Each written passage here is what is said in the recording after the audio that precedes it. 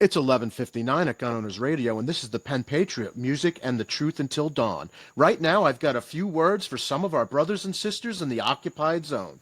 The chair is against the wall. The chair is against the wall. John has a long mustache. John has a long mustache. It's 12 o'clock, Americans, and another day closer to victory. And for all of you out there on or behind American lines, this is your song.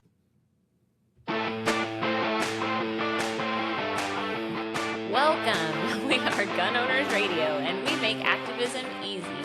It is August the 10th of 2025. Welcome, everybody, and thanks for listening to Gun Owners Radio.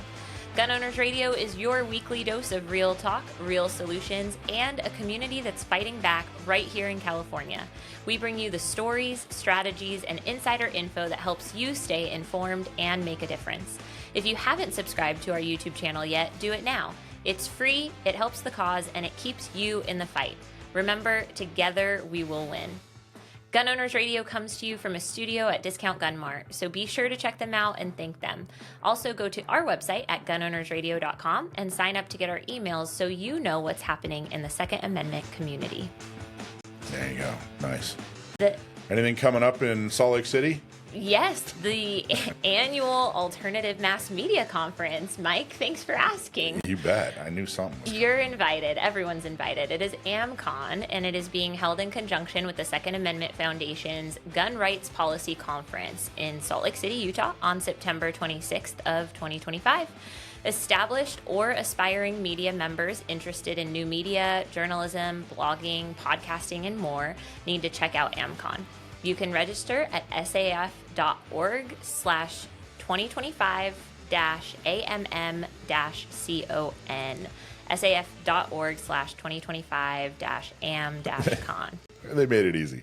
Or just go to saf.org and you'll be able to navigate your way through that. But yeah, it's saf.org/2025-AMM-CON. It's very, very cool. This whole thing is really, really cool. I'm looking forward to the whole weekend. I'm going up a day early. We're bringing a crew. Awesome. And we're going to go to the Browning Museum in Ogden first. Ooh, fun. Friday is AmCon, which we haven't really announced it, but I'll just do like a soft announce. I'm really, truly humbled and honored.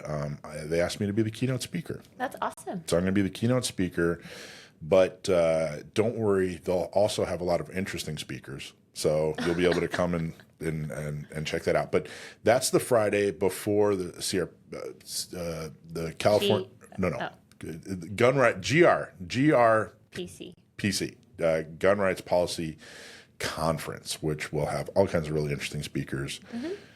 SAF does a great job, Second Amendment Foundation, so we're looking forward to that. So there you go.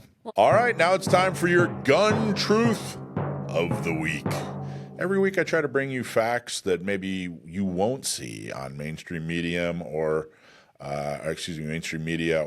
through other podcasts, other places on the internet. I want you to hear it from us. I think what's important about this fact is that it totally bucks the trend. There's this narrative that guns are dangerous and that people who carry guns are dangerous.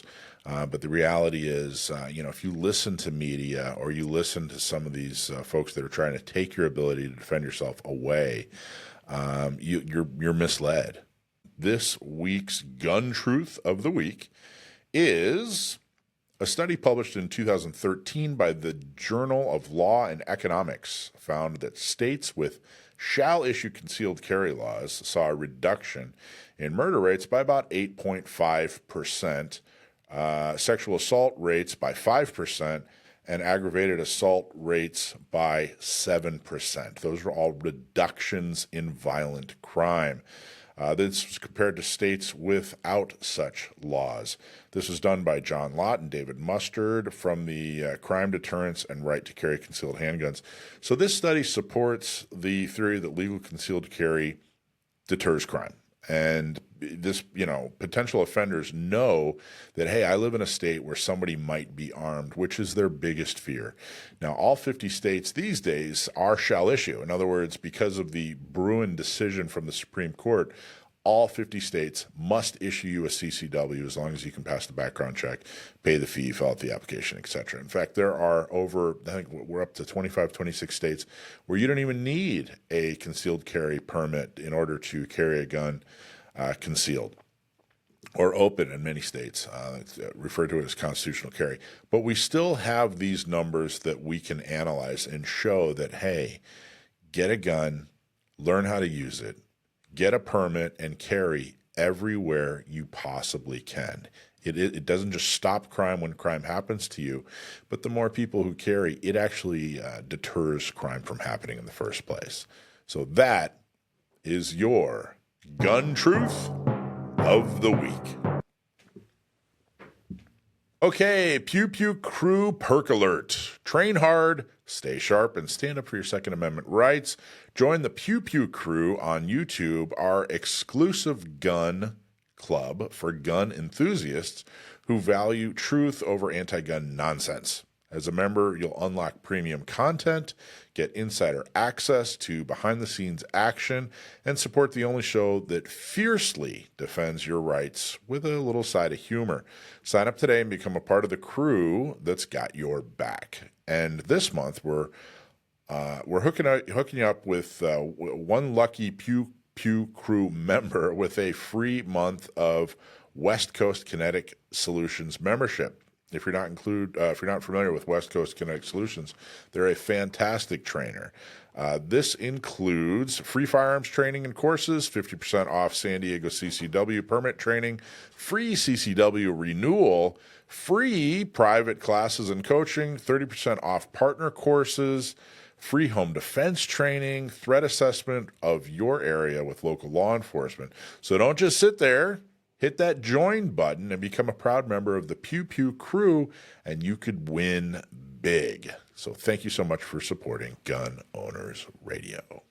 Okay, time for our Q&A session. You have questions, we have answers. If you send us a question, I like to answer it on the air and then put it out so that everyone can see. Because typically, if there is a question, that you have, other people have that question. So, all right, first question is, for someone new to guns, is mandatory basic safety training a fair compromise for easier access to firearms, or does it undermine Second Amendment rights?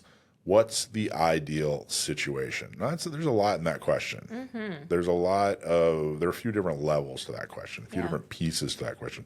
There's a few different, ands, ifs, and buts in that question too. So what are your thoughts? Do you have any thoughts on that, Dakota? Well, I think anything that is mandated by the government related to education is probably bad.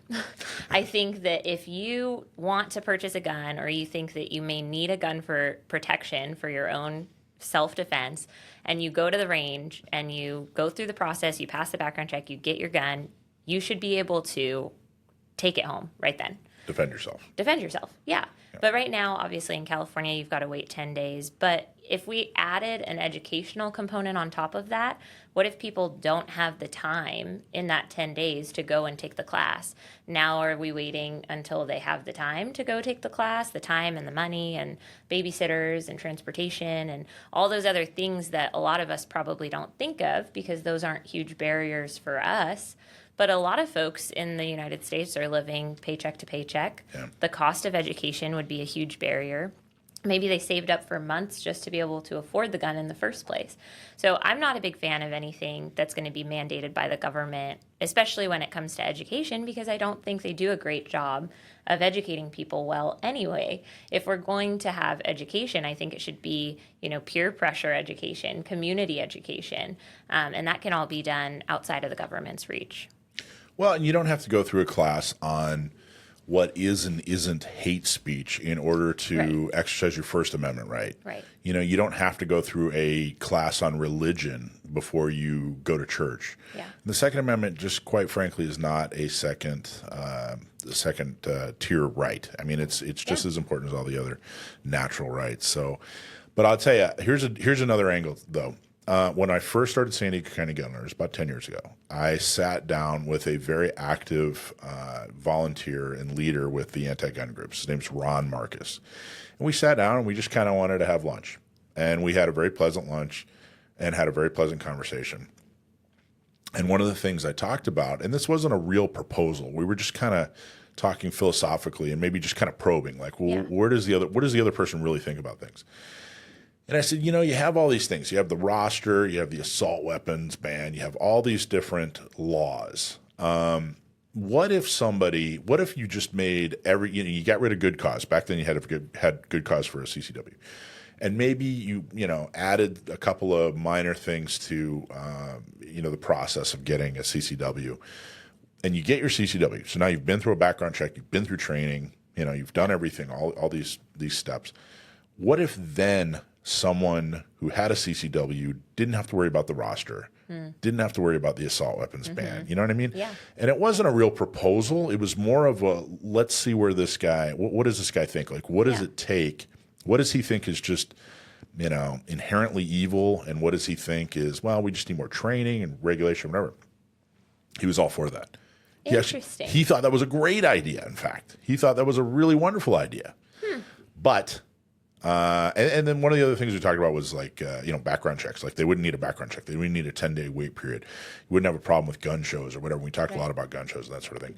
But then after we had this wonderful kumbaya lunch, a year later, 2 years later, after saying, hey, I don't have a problem with law-abiding gun owners, I don't have a problem with gun shows, I don't have a problem, I saw him out protesting in front of Del Mar at a gun show, trying to get the gun show shut down, and commenting about, 10-day, there are no 10-day wait periods, and, they don't do background checks and all this, and I'm like, okay, well, if I can't have a reliable conversation, I can't, trust the other side, whether it's government or the anti-folks, then forget it. I can't, I'm not going to make some kind of compromise. Because they were saying, is mandatory basic training a fair compromise for easier access to firearms? So they're basically saying kind of what I was saying to Ron Marcus. What if we put this person through or require people to have more training, go through more training, go through a better background check, whatever, and then they would have, quote unquote, easier access to firearms. I, quite frankly, just don't trust the other side at this point. Right. And once you allow them to take an inch, they're going to take a mile. So where's the line? Where does it end? Is it a 1-hour class, and then next year they change it to a 4-hour class, and then the year after it's a 16-hour class? Giving an inch is sometimes not the best choice. And I think in something like this, if the government has that ability to mandate education, then they're going to do whatever they want with that educational program. They're going to create, like the DOJ instructor thing, this arbitrary thing that didn't exist before, but the government decides it's a good idea, so they make a program for it. It's not necessarily creating a better final product. Yeah, and this narrative on the other side that gun owners are extremists and refuse to compromise it's the complete opposite. Yeah. If you look back, starting in the 30s, gun owners have done nothing but compromise. We've given up everything. We've given up background checks. We've given up, FFLs. We've given up, cash and carry purchases. We've given up fully automatic. We've given up short barrels. We've given up so many things over and over again. We're the most regulated industry out there. Yeah. So now, and by the way, we've got nothing in return. No one said, hey, by the way, here's a pot of gold, for your, for being such a cooperative gun owner, and allowing all these federal and state and sometimes local laws. No one said, you're such a wonderful person, here's your reward. They just take and take and take and take and take and take and take. And so now I don't trust them. They haven't kept their word. They've become the extremists. So I'm done. There is no need for more gun laws. In fact, what I see is a need to repeal gun laws that are not working and that take the right of self-defense away from people. So that's the answer. That's the reason for the pro-Second Amendment side and the way that we handle things at this point, I think. So. Yeah. All right. Good answer. I like that. That was a good question, too. Yeah, it was a good question. Yeah. And I totally respect people asking it. Okay. This is a question specifically for me. Okay. but I have a feeling you're going to have an opinion on it. Why are SIGs banned at gun owner radio events and San Diego County gun owner events? Well, that's not exactly true. Last weekend, I put out an email saying that, we have shooting socials, we have educational shoots, we have fun shoots, we have all kinds of different shoots. But especially our shooting socials, at least twice a month, we pair experienced shooters up with inexperienced shooters, and we give them a first-time shooting experience. It's not a substitute for a class. We encourage people to take a full-day class or multi-day class. This is just a 2-hour big toe in the deep end of the pool, just try to take the mystery and test the waters out of it. But they're all new shooters, and we've had over 10,000 people go through this class or this experience. We have an impeccable safety record. So everything that's going on with SIG, and specifically the SIG P320 and its variants, has forced us to basically say, hey, you can't have these at events. What's become industry standard, no matter where you stand, whether you think that SIG is completely safe and nothing's wrong with it and they're infallible and the way they're handling the situation is perfect, or you think that they're evil personified, or wherever you are in between that, it has become industry standard for trainers to say, hey, you can't use that product in my class or on my range. And because it's become industry standard for the P320 to, not be used in these classes and on these different ranges, we can't go against that. We're a little regional political organization that's trying to, educate brand new shooters. If we decide, hey, we're going to do something different than what has become industry standard, that leaves us enormously vulnerable. No matter what we think about the SIG P320, no matter what we think about SIG. It becomes a way for us to get sued out of existence. And we can't do that. We can't afford that.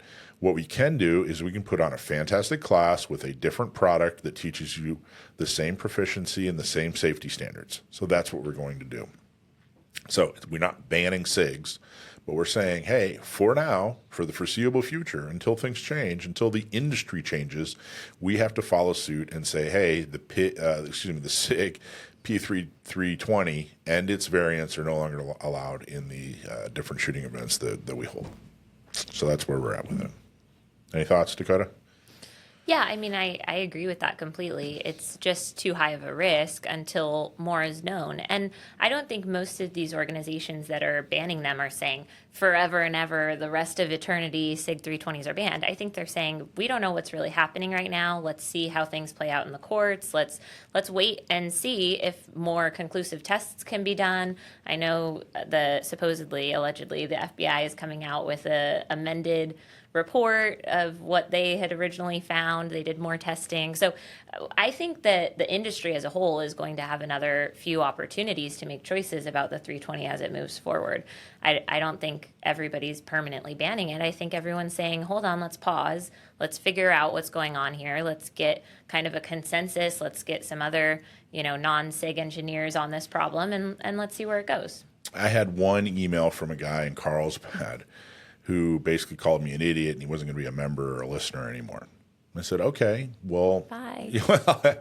I was like, hey, will you fund a potential lawsuit? Like, we get sued? I mean, maybe I'll change my mind if you're willing to put your checkbook up against it. He wasn't willing to do that. But here was the kicker. I looked this guy up. He had never participated in anything that we'd ever done. So therefore, this rule that he was so mad about didn't apply to him in any way. That's hilarious. So here's somebody who hadn't volunteered, hadn't come and helped people, learn how to shoot or anything like that. He was just mad that I was telling other volunteers that were doing the work he was unwilling to do that they couldn't use one particular product.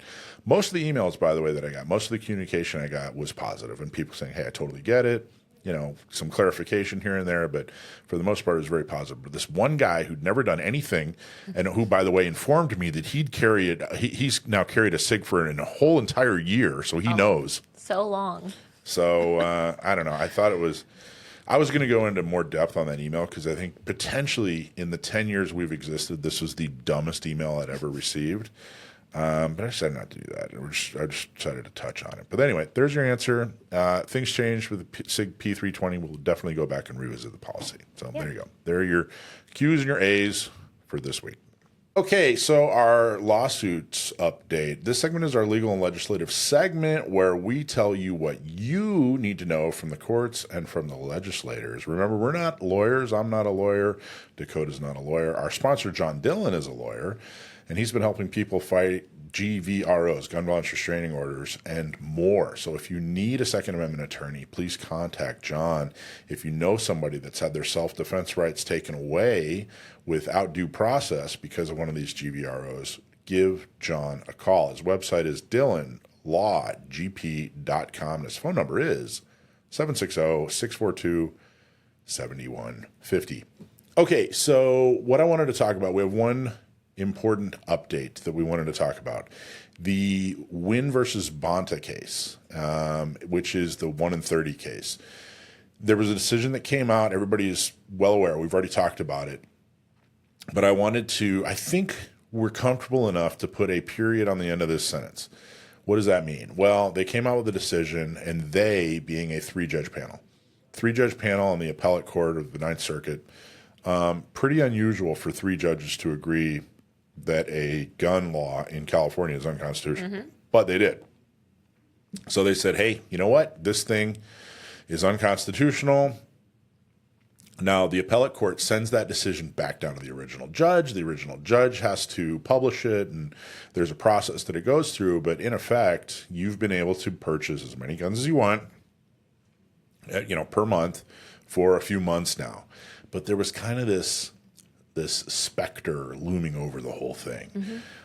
Because once the Ninth Circuit Court with three judges rules on something, there's a couple of different things that can happen. The entire Ninth Circuit can say, hey, or the majority of the Ninth Circuit judges can say, hey, we want more judges to look at this. We want it to go to an en banc, which is a Latin term. But basically what it means is that 11 judges will look at this case again because for whatever reason they decided that the 2 or 3 judges didn't like that ruling. So they look at it again, and they have a tendency to overrule any kind of pro-Second Amendment ruling.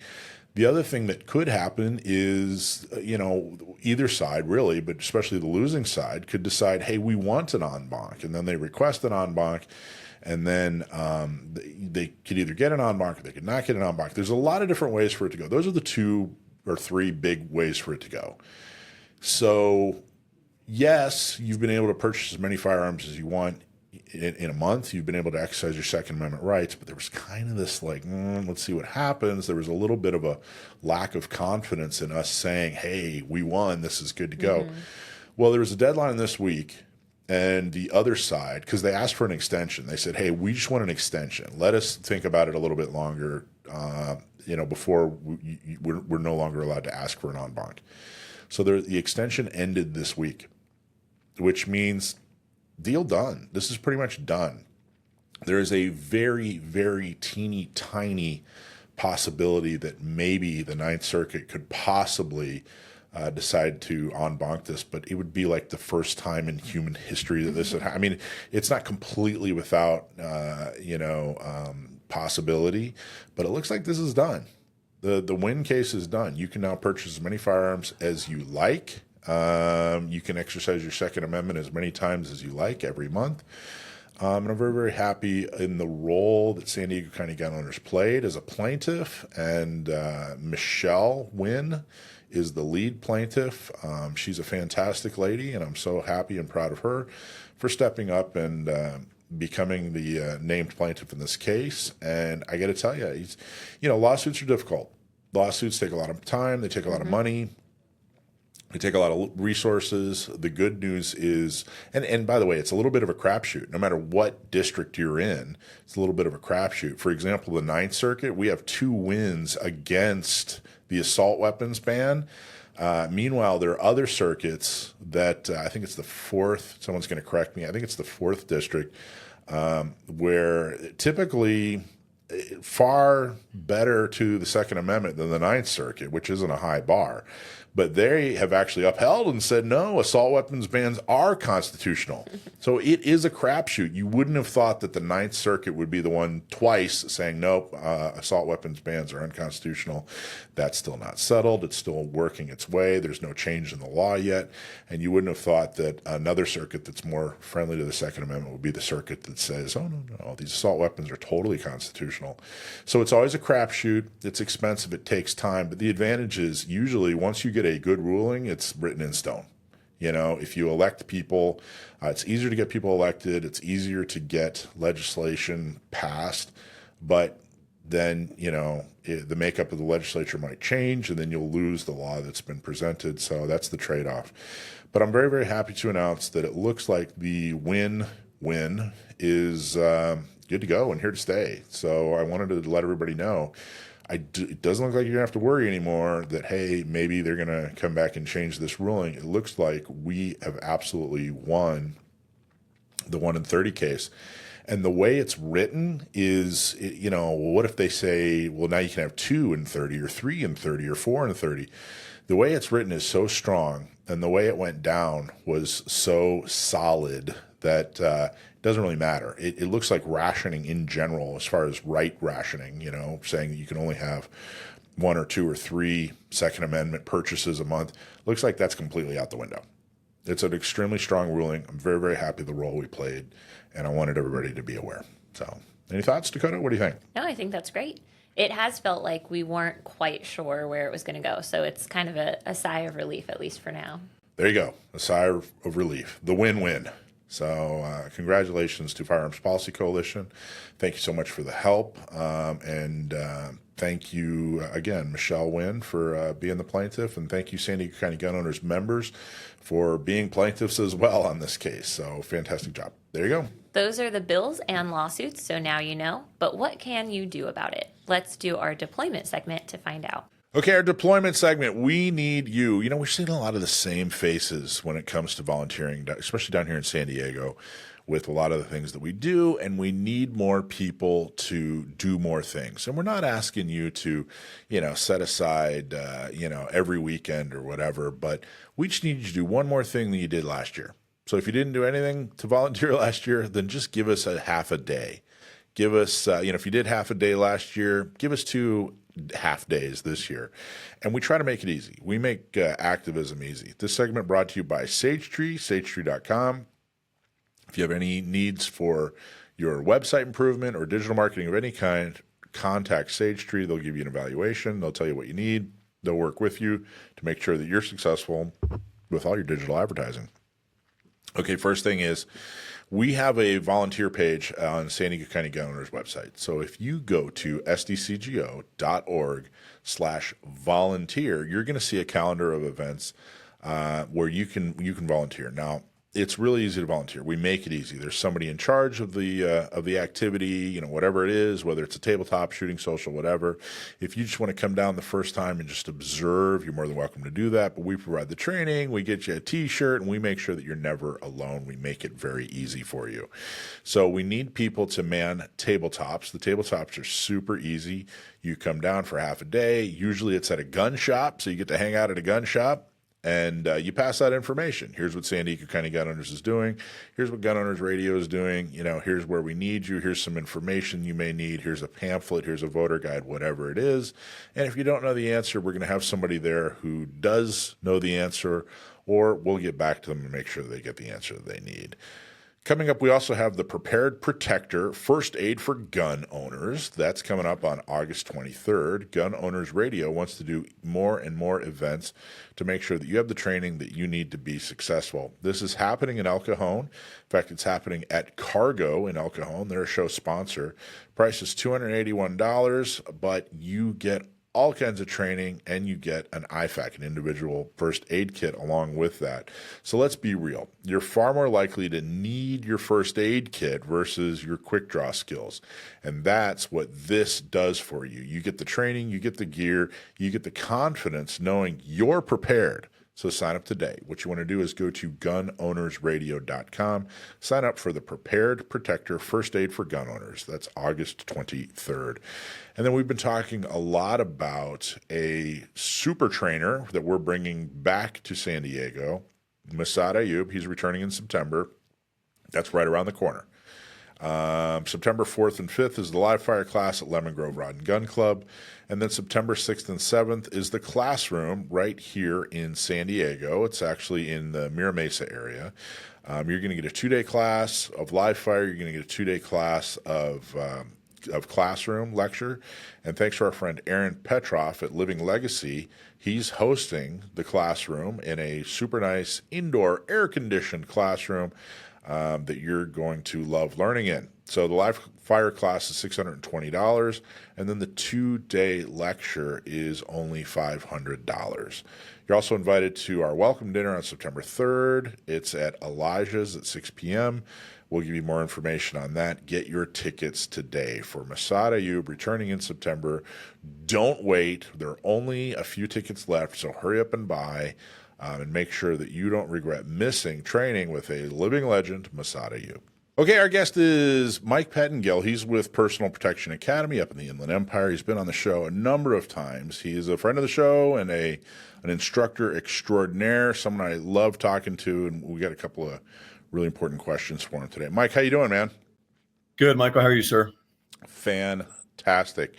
I am so glad to see you on the show. I love your social media presence with Personal Protection Academy. It looks try like to keep it semi-interesting. it looks like you're starting to leverage that more. What is there you want to talk a little bit about that? It looks like you're putting out more videos and content. Yeah, we it's really just kind of a free resource for our students. The same way that a lot of folks put out paid training, you can log on behind some sort of paywall or whatever. We put out a large number of real short, simple, kind of topical videos that are timeless, just so that our students can find another way to train, just get more info out there to them. That's cool. I like it. It's really, really cool. One of the things I wanted to talk to you about, I think that there is, experienced shooters and instructors in the gun world seem to be they have very definite opinions on training and training techniques and trainers. You know what I mean? Like everybody, thinks, there are one or two people that they train with has everything figured out, has all the answers. And I've always been very impressed with how eager you are to train with other trainers. Massad Ayoob, what are your thoughts about him coming to town? Oh, Mike, let me tell you, I've taken 2 Massad Ayoob classes. I just recently in July, I was up at the Firearms Academy of Seattle, and I took Mag 40, which is what's coming back to San Diego thanks to Gun Owners Radio.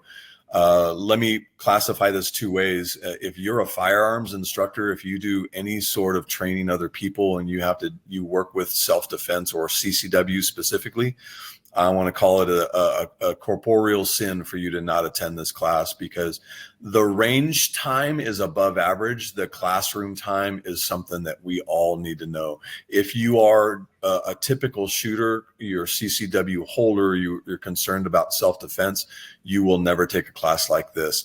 The depth to which he covers self-defense law and the legal perspective of that is outstanding. The range time's above average. He covers a lot of history of shooting, and the shooting qualification is pretty cool. You get an opportunity when you shoot the shooting qualification to see if you can beat the master. I mean, the master is 77 years old right now, but you get to go head to head with the master and shoot his shooting qualification. But that classroom time, that's invaluable, man. Why is it important as someone who trains others to take training from trainers? We have been eager to make sure that we're trying to continue to sharpen the sword and provide the latest and the greatest bits of information for our students so that our students can get the biggest bang for their buck. We have, for the last 5 years, really kind of strived to get about 250 hours of paid training from the best. And we've gone, my wife and I, next week, we're going to Thunder Ranch. We go to Gun Sight. We've been up to SIG Academy and the Glock Academy and Firearms Academy of Seattle. And you name the big instructor, we try to train with them, because here's the reality is, none of us are inventing anything new right now. We're all living on the shoulders of Colonel Cooper and those that have come before us. And if we can find better ways to explain the same things to our students, then our students are going to benefit from that. And so we really want to, at Personal Protection Academy, my wife and I really want to train with some of the best folks out there and bring that back to our students in Riverside and San Diego County. It's funny you say that nobody's inventing new things. And I've found that I used to get excited about new stuff, like, hey, this guy's doing something a different way, and get all excited to learn about it. And you get about 5-10 minutes into it, and you're like, this isn't, this is crap. Like, this isn't going to work, or this isn't real. So I totally get what you're saying. Nuances. Yeah, there are nuances that are different, but it's just, and really it's some of those nuances are kind of fun. Something as simple as shooting one-handed. You're shooting either your dominant hand or your support hand.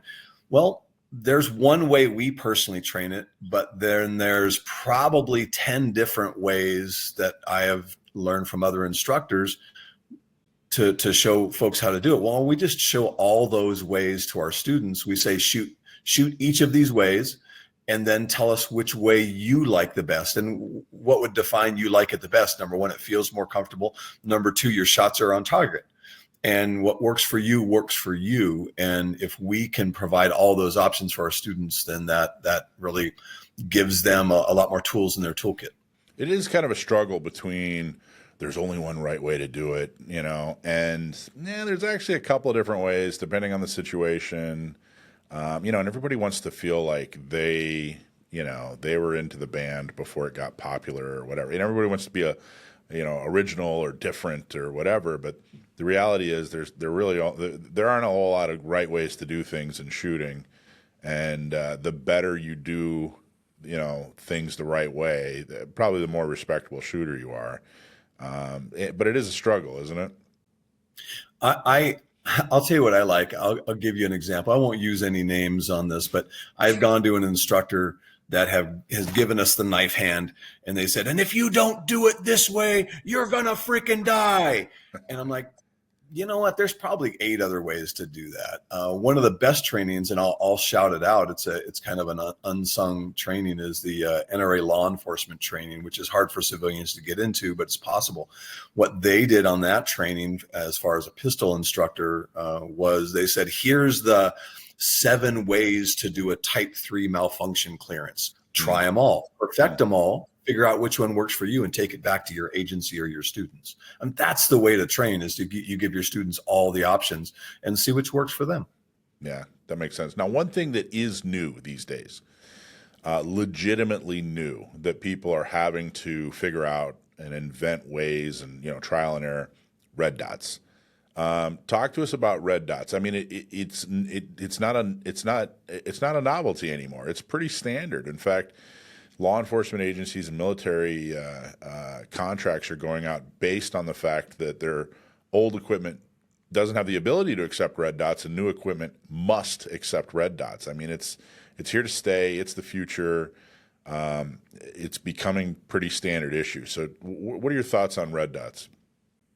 Spoken like a perfect old guy, Mike. I love guys that come in and say, it's the future. It's now, man. We've been doing it for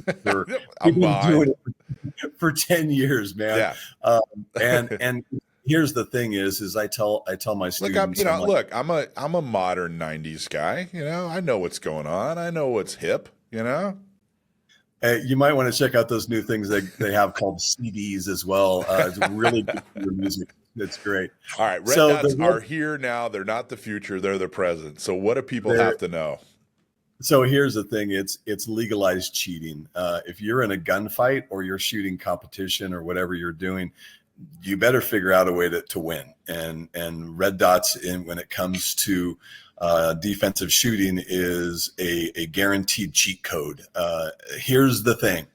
What I get a lot of folks do, I see at the range, I get my old FUDs, my fellow old fat white guys who I see on the range, and they're like, man, I slapped this red dot on top of my gun and look at this. I can't miss. Ping, ping, ping, ping.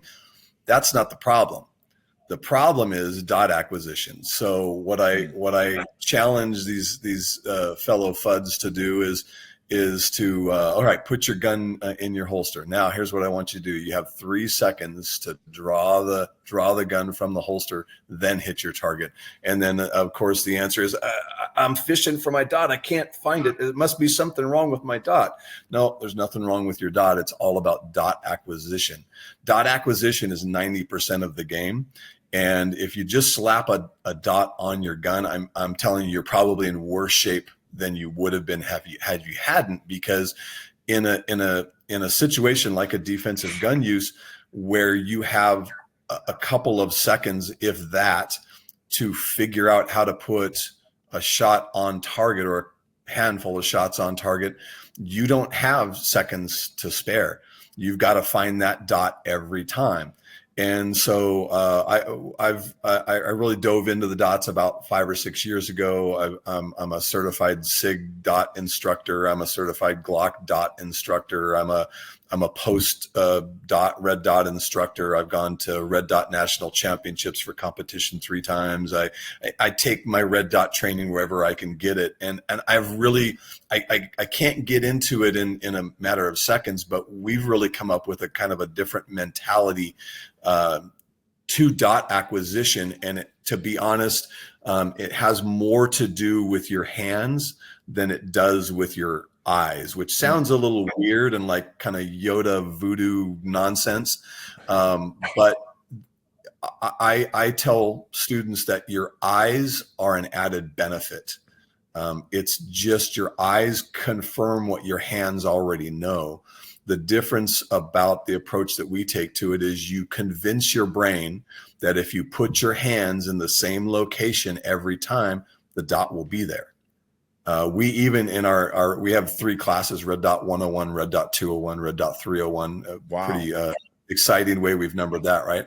Yeah. And in our 101 class, in the first class, you're going to shoot red dot with your eyes closed.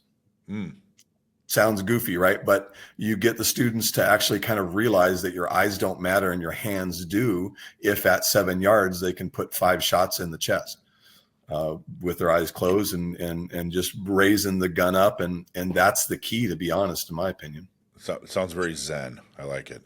Yeah, it's kind of hippie nonsense, but it works out really well. So it's not just a matter of, okay, I got a red dot now, and I'll put about 500 rounds through it, and I'm good to go. It's more complicated than that.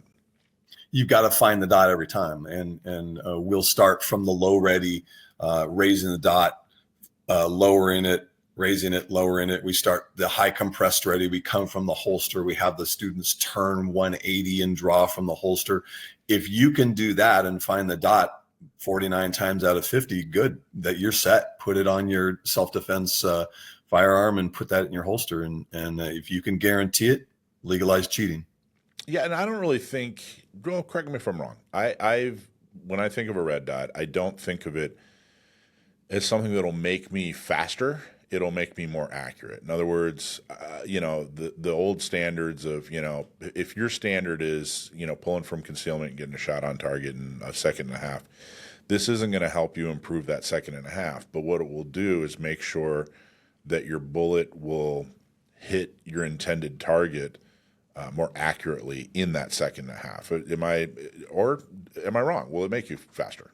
I'm going to call it agree and disagree, because it will make you faster. It will make you more accurate. And part of the reason that it makes you faster, once you have that dot acquisition down, is you get your students to understand that your dot doesn't have to look like this. a perfect point in the center of your optic that's right on your target, that it can look like an EKG. And as long as it's bouncing around inside of your optic and on the target, then you go ahead and take that shot. That is a fraction of a second faster than lining up that front sight on the center mass of the chest and pulling the trigger there. So it is going to produce a little bit more speed out of you. So when people come see you, what's your goal for someone that's going to carry concealed? What's your goal? You want them to pull from concealment and get shots on target in is it a second and a half typically? Is that what you're shooting for? Or?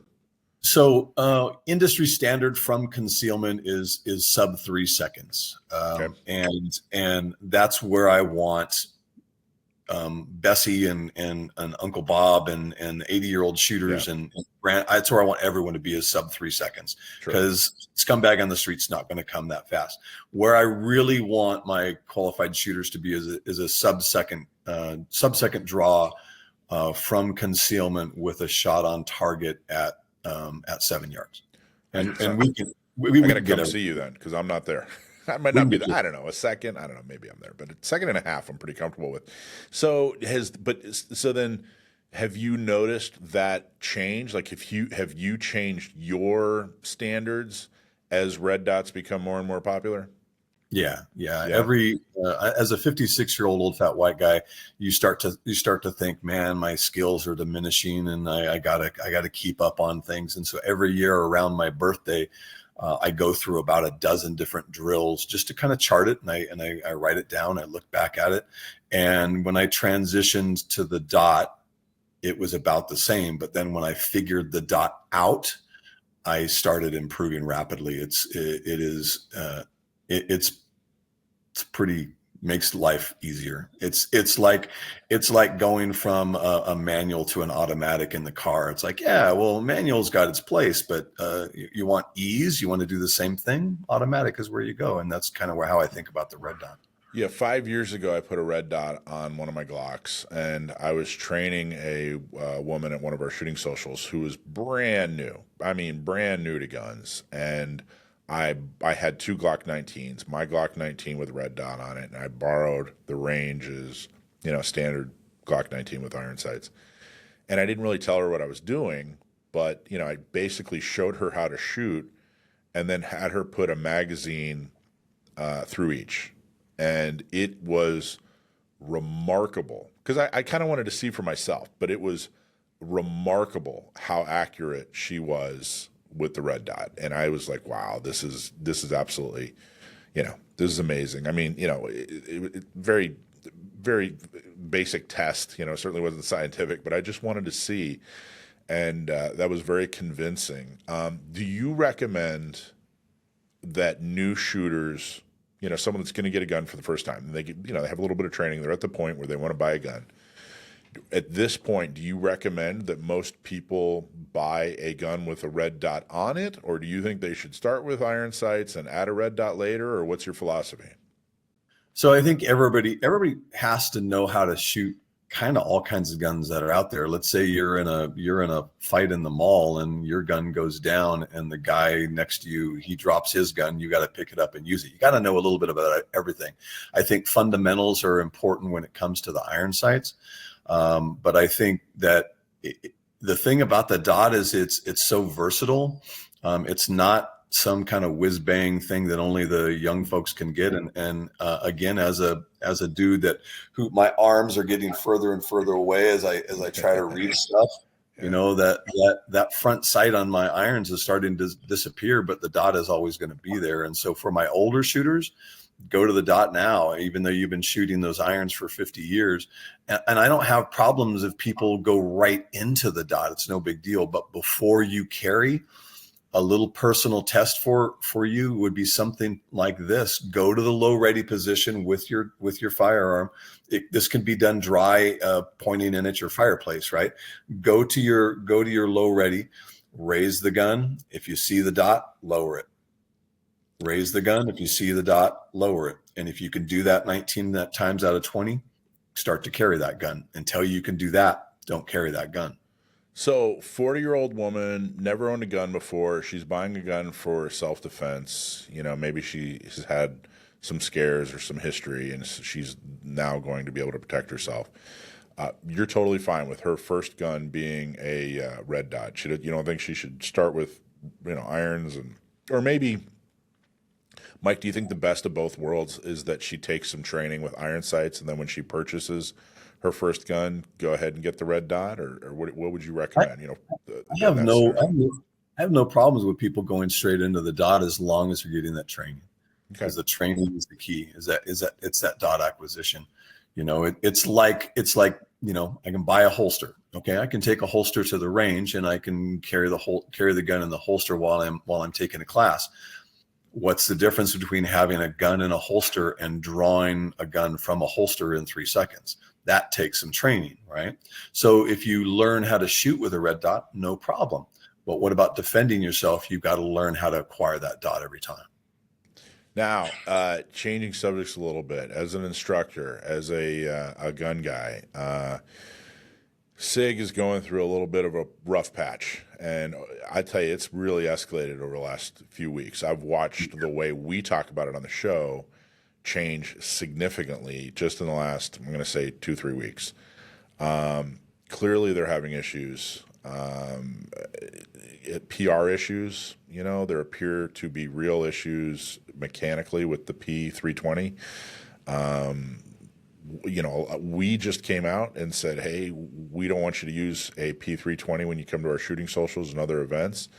What are your thoughts on what's going on with SIG? Would you like to weigh in, or do you have an opinion? Sure. Yeah. One thing I've always got is opinion. So I'm a gun owners radio junkie. So I heard you guys talk about it recently, and screaming at my radio, shaking my fist at Michael Schwartz. So I come. Not the first to do that. Not the last. So I come to it from a different perspective. And here, let me give you just a little bit of background. I'm a SIG-certified P320 armor. So I've been to the SIG Academy and gotten certified as a P320 armor. And I am a competitive shooter. I shoot as well as range officer. I do range officer work. And so I have seen thousands and thousands of shooters shoot the 320.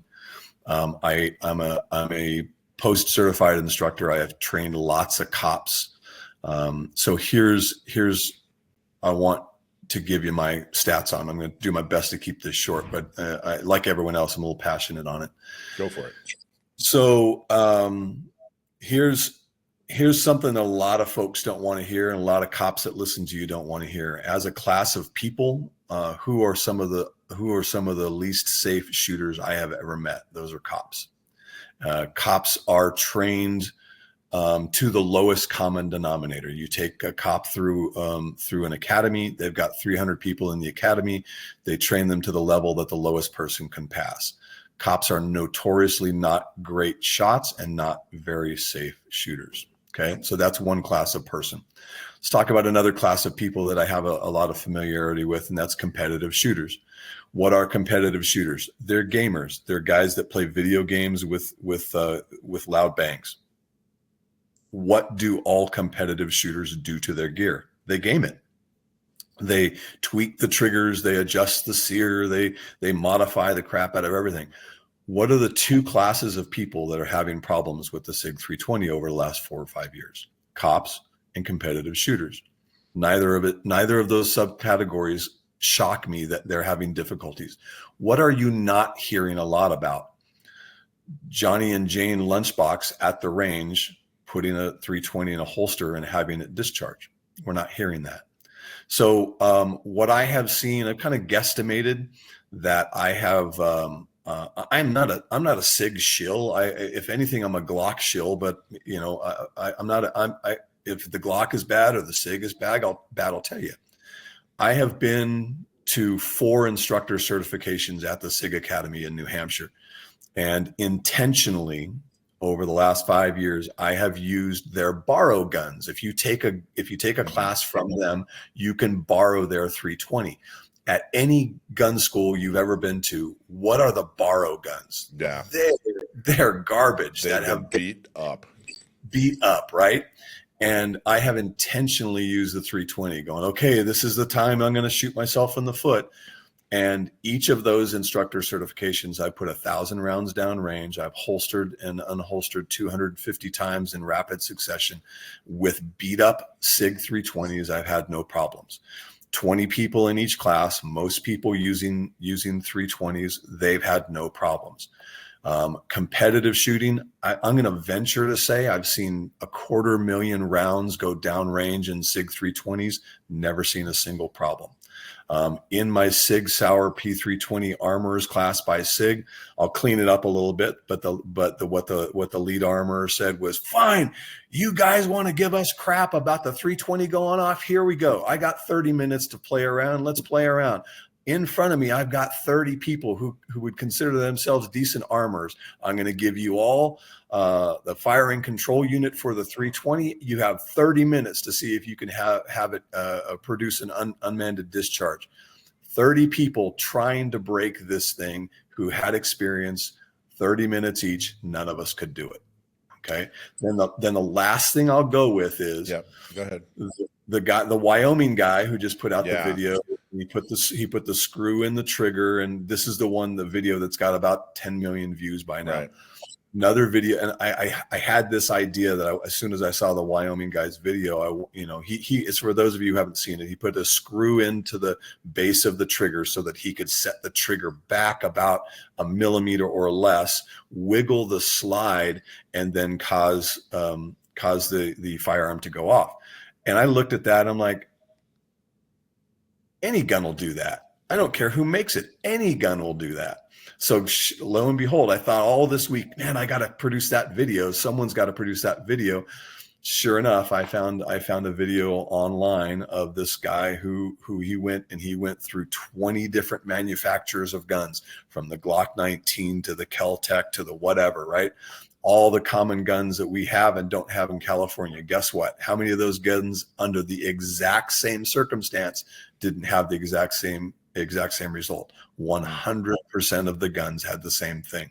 If you slightly pull the trigger, which you're not supposed to do, and you manipulate the crap out of the gun, the sear is going to disengage. So here's the thing about SIG. Do I think that there's an issue? I don't think there is. The one thing, no matter where you fall on the issue of the SIG P320, is SIG has handled it poorly. Yeah. That's exactly right. Their PR on the issue has been, the PR on the issue has been terrible. But I think that that's driven by their attorneys. Because if you and I, because here's the thing is, you and I aren't billionaires, so what do we know? Right. Yet. But we're there. We're almost there. If we own SIG, I think based off of what I've heard you say, and what I feel is, I would say something like, okay, until further notice, all SIG is going to recall all SIG 320s, give you $1,000 credit, and let you buy any other SIG product. That sounds like good PR. Their attorneys have probably had that conversation and said, oh dear baby Jesus, don't say that. That's an admission of guilt, and we're going to get fried in the courtrooms. I think that I think they have to, but they're letting their attorneys dictate their PR. And that's what's making things really difficult for us all to swallow. I agree that they're in a tough spot, and that solution would maybe even do more harm than good. But I think the other part of that is that, their hotline to report ranges that ask people not to use this. You know what I mean? So they've gone the other way. They're like, well, we're going to go after people that have concerns, rather than, hey, we're gonna help alleviate the concerns. I think it's just I don't a think nightmare of a plan. I mean, like, what are you thinking? But I don't know. That's the other thing. It's an extremely tough situation, regardless whether there is something wrong with the P320, whether there isn't something wrong with the P320. I'm not smart enough to know exactly what they should have done. But I think I know what they shouldn't have done, and they're doing a lot of the things they shouldn't have done. It's forced a lot of people into positions of, hey, I have to follow what's becoming industry standard at this point. It's been such a difficult situation. I think it's very interesting that that you are that you've analyzed it and gone the way that you have gone, with confidence. I think that's extremely interesting and doesn't surprise me about you. And I wish you the best of luck. Sincerely, I think that's fantastic. Yeah, we'll see if I produce a racing stripe down my right leg or a hole in my foot. We'll know. Well, let's hope not. All right, great. Mike Pettengill with Personal Protection Academy. How can people find you and train with you? You can do a Google search for Personal Protection Academy. We're located in Murrieta. We do our training in Rainbow Range in the north part of San Diego County. You can find us on the web at the-ppa.com. You can find us on Facebook, on Instagram, Personal Protection Academy LLC, and we'd love to work with you and keep you informed about how to work with guns. Great.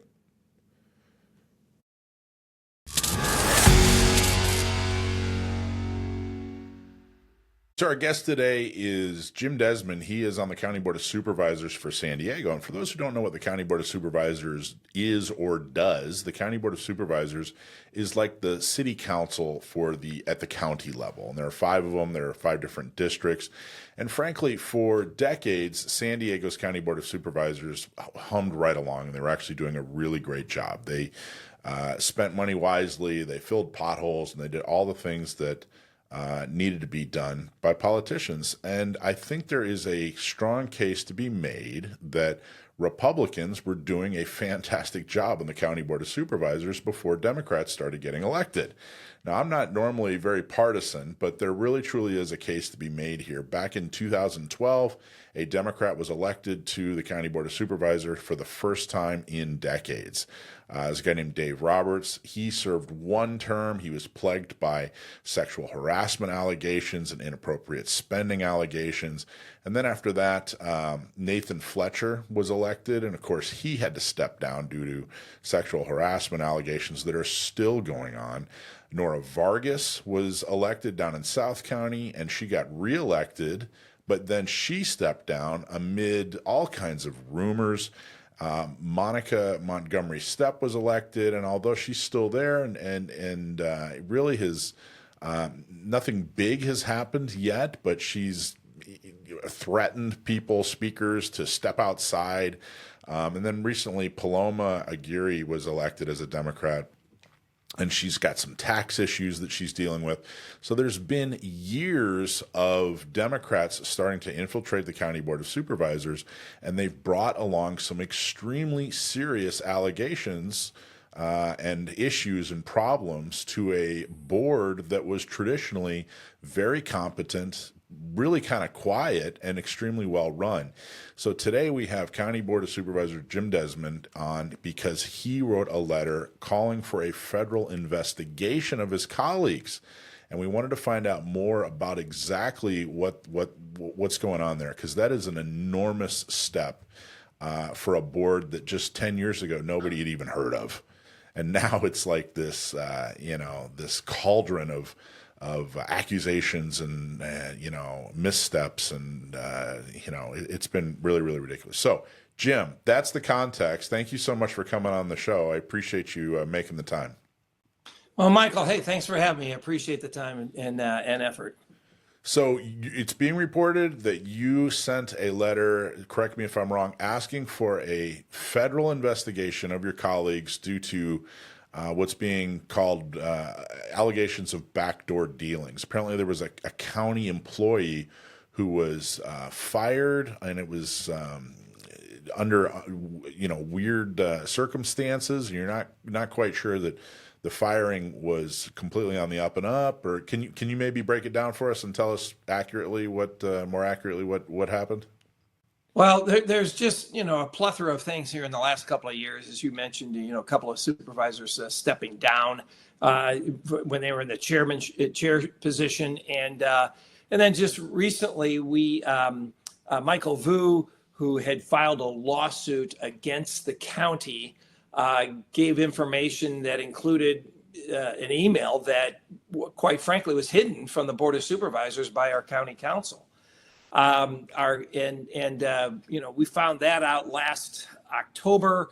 It was an email from our former CAO, Helen Robbins-Myers, basically accusing Tara Lawson-Reber of interference in the hiring of our new chief executive officer. And Michael Vu, by the way, ran the Register of Voters office, right?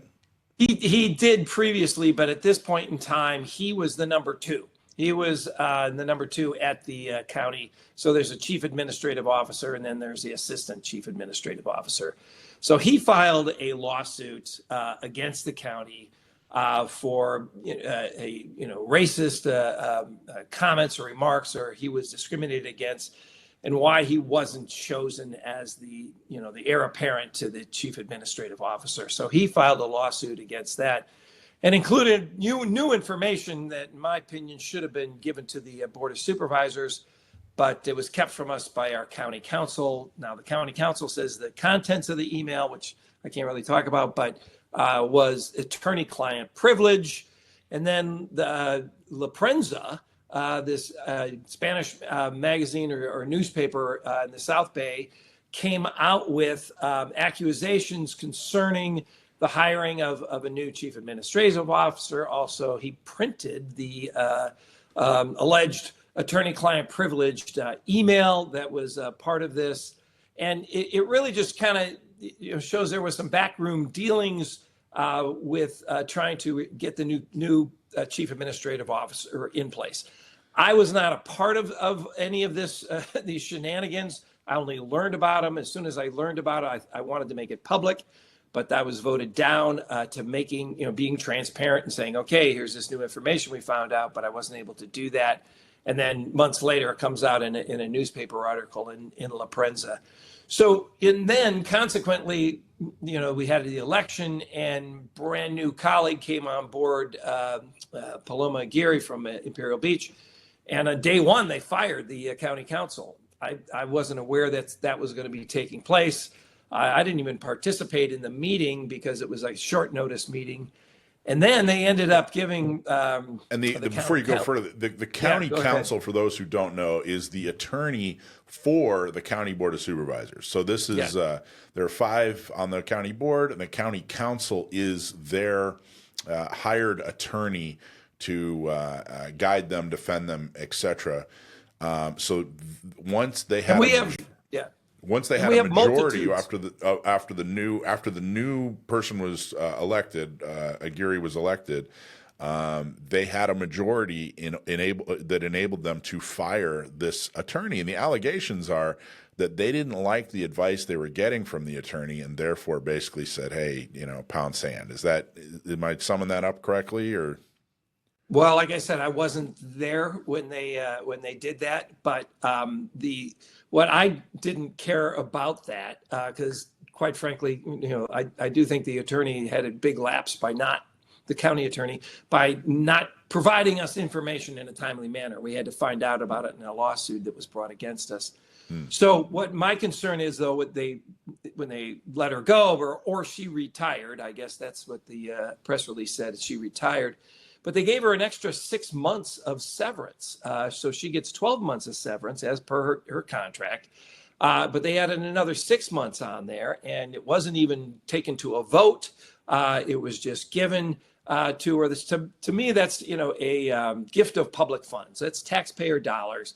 Wasn't part of the contract. How it got in there and how it was agreed to without a vote, it surprises me. So really, it's accumulation of all of these things why I asked for a Department of Justice to come in and take a look. We need an outside entity to come in and take a look at these, these actions that have been taking place.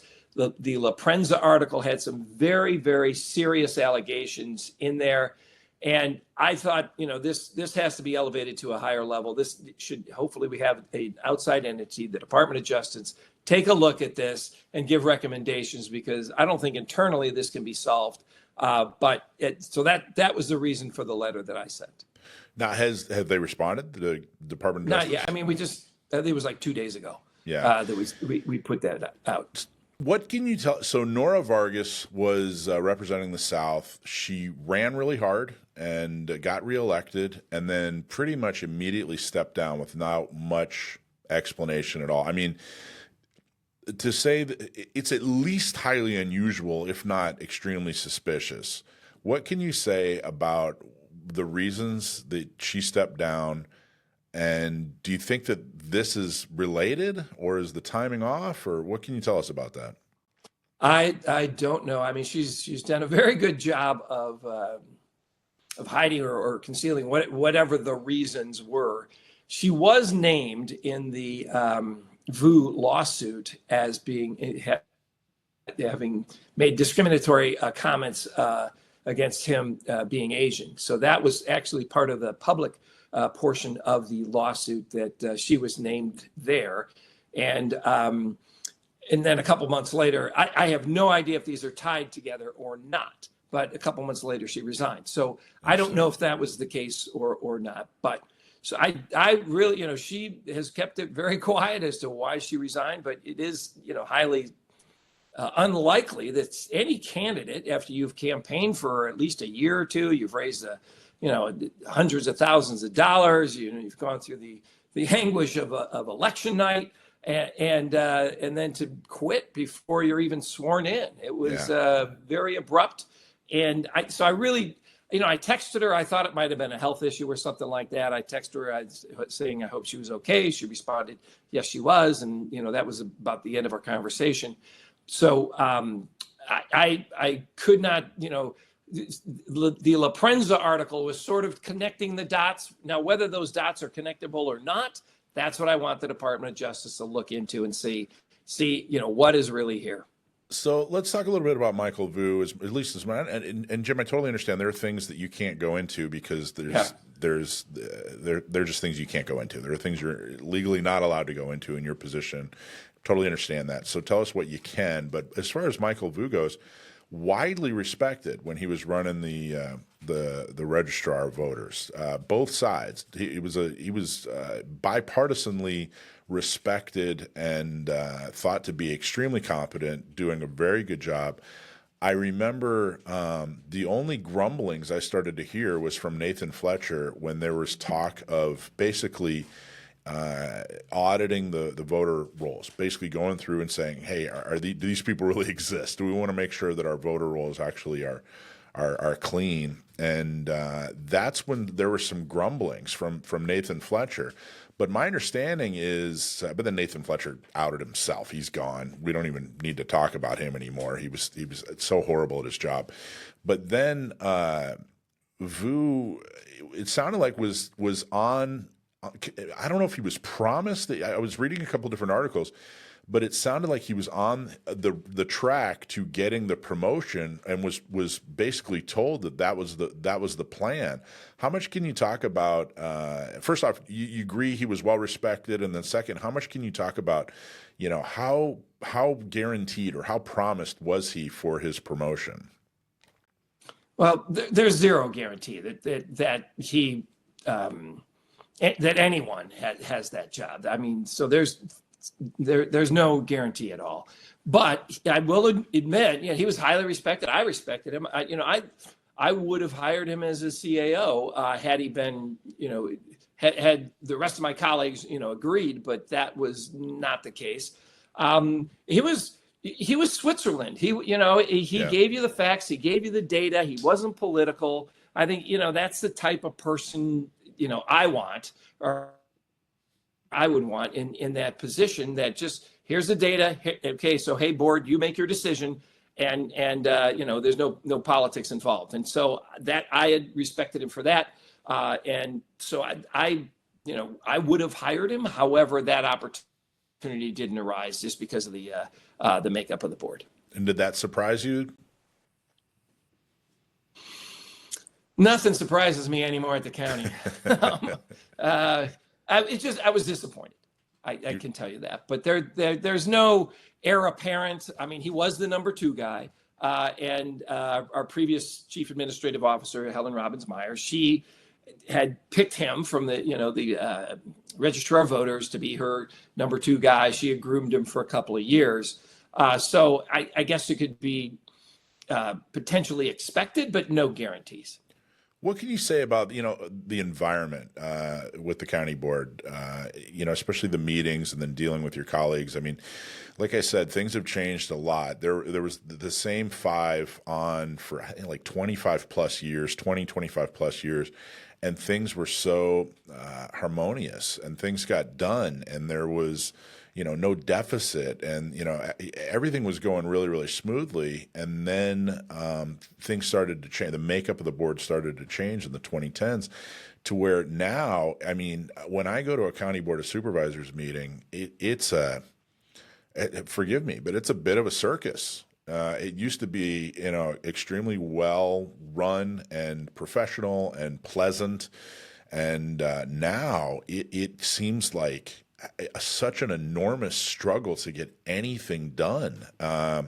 It seems like everyone's at odds with each other. It's really an ugly environment from the outside looking in. But what's been your experience since you've been on the board? Well, unfortunately, I've been not unfortunately, but I've been more of a contrarian to some of the ideas that have been coming out of this new board. And because of that fact, when Nathan first got on and he was, had the majority, I got stripped of like 90% of the committees and commissions that I was on. So, just that right as the first shot out of the bow, it was not a pleasant place to be. And unfortunately, that leaves the people in my district, the people in North County, unrepresentative or underrepresented on different boards like Sandag and other, larger boards, LAFCO and other entities where I did have positions on. And then even more so when Ms. Aguirre got elected in just, a couple months ago, or last month, really, I was stripped even further. I think there's only one commission that one or two commissions that I'm still on. And one of them, by law, I have to be on just because of my position. So that kind of lack of camaraderie, I think, really draws a wedge in between us. When Nathan first got elected, there was 4 Republicans and 1 Democrat. It was him. And we gave him, he got committee appointments and got 20% of or 25% of the committee appointments. So it was a lot fairer, but the turnabout doesn't seem to be a fair play with when they choose on the other foot. So unfortunately, I got stripped. We have not, hallelujah, gone into a deficit. We still have, had balanced budgets. But my colleagues have been talking about spending the reserves or spending down the reserves or changing the reserve formulas. And to me, that's a scary path to be going down. I've also voted no against when my colleagues, particularly our chair, Tara Lawson-Remer, has put people on committees, citizen committees and citizen commissions with zero experience. Recent one was the retirement board. There's a board of people who guide the retirement investments and things like that for the county, which is huge, which is billions of dollars. And this person had zero financial experience. And I brought that up, and unfortunately that wasn't the case. So there are some things that we agree on. We all want to do something about homelessness. We all want to, create, we've got different ways of trying to get there to do that. But unfortunately, when they strip somebody of all of their committees just because you disagree with them, isn't the right thing to do. And they're the party of diversity, equity, and inclusion, unless you disagree with them. If you disagree with them on something, you're excluded, like I was, from many of the committee appointments. Well, disagreeing on things philosophically is one thing, but you brought up the point that they had this attorney that was advising them one way. And they decided they didn't like that advice. So they got rid of her. Okay, they had the majority. I guess they're allowed to do that. But this additional 6 months stinks of a buy-off. And it's not the first time. My understanding is that Nora Vargas's, I think it was her chief of staff, got some big promotion with an enormous paycheck. And it just seems like these, and now they're trying to dig into the reserves, like you said. And it seems like all these, when it becomes financial like that, and it's all, kind of, backroom deals and under the table, and wait a minute, why are we doing this all of a sudden? And here you are, one of the 5 on the county board, and they're not even telling you what's going on. I mean, this whole thing stinks. This is definitely a lot of smoke, and it, it brings up the question: is there a fire? And I don't know. What do you, can you expand on that a little bit more? Well, I've wasn't involved with the interactions, and I was in the boardroom when we were going through and interviewing and all these people. I didn't realize somebody had potentially had their finger on the scale, trying to guarantee votes. If Mr. Vu is hired, then who's going to be the number 2? So there was,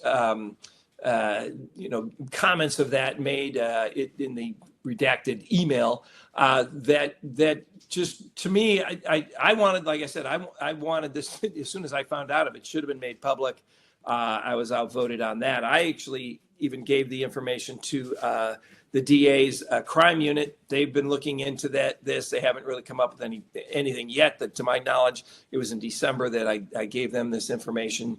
So at this point in time, with the attorney being gone, and then with the La Prensa, really it was kind of the straw that broke the camel's back, is the La Prensa article that included the attorney-client email, and that's the county's claim.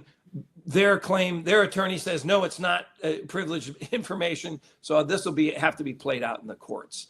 And wow. I just, this is stuff that the public needs to know when things are happening that not in their best interest. We should be concentrating more on the services, on roads, on infrastructure, on mental health services, on behavioral health services. Those are the types of things we should be depending on, instead of fighting amongst ourselves and stripping each other of appointments.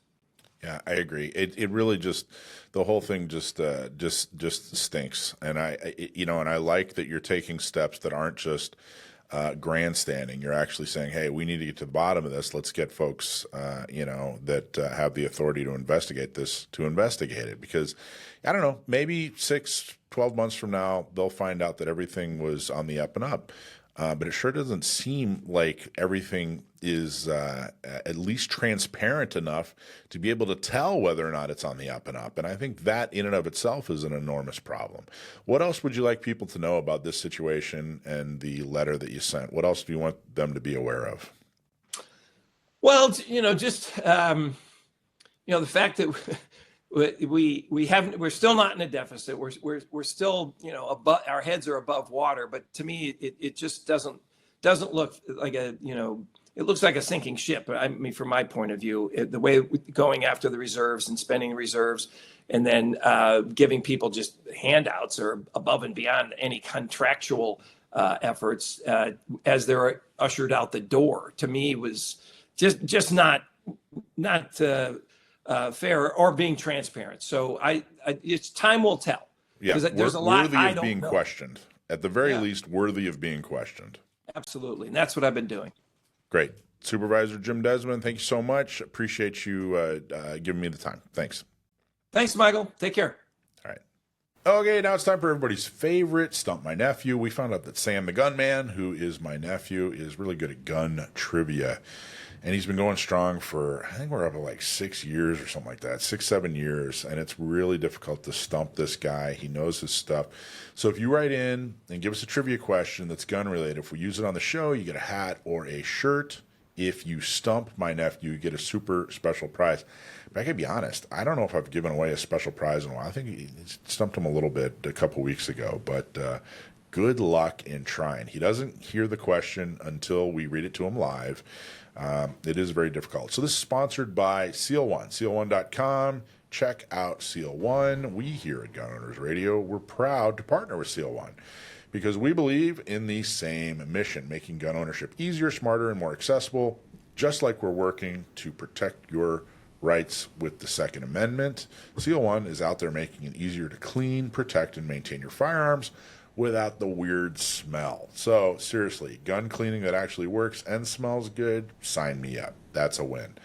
Check them out at seal1.com and experience the difference. We trust them with our gear, and you should too. Thank you so much, Seal One, for being a sponsor. All right, Sam, you ready? You ready for the question this week? I hope so. Okay, good.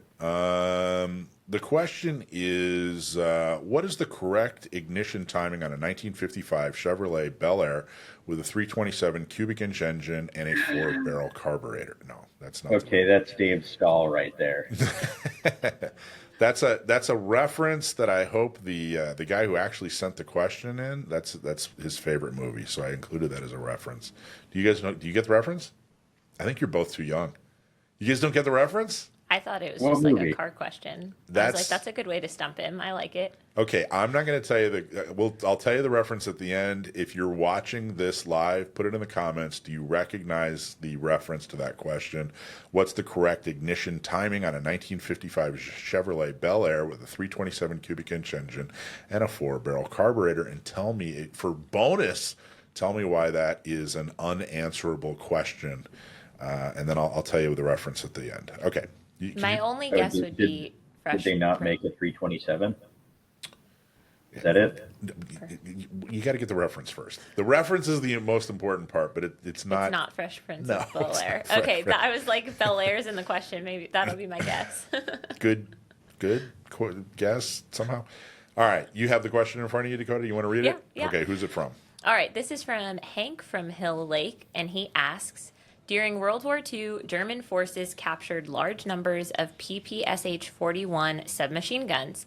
What specific modification did the Germans make to many of these captured weapons to adapt them for their own use, and what designation did they give to the modified version? Hank from Hill Lake, thanks for writing in. So that's a multi-part question, and I can't get all the parts, but I can get some of the parts. For a little bit of background, the Nazi Germany had a kind of a shortage of small arms, even going into World War II. It was a conflict for which they were very prepared. They knew what they were doing when they started it, or at least they thought they knew what they were doing when they started it.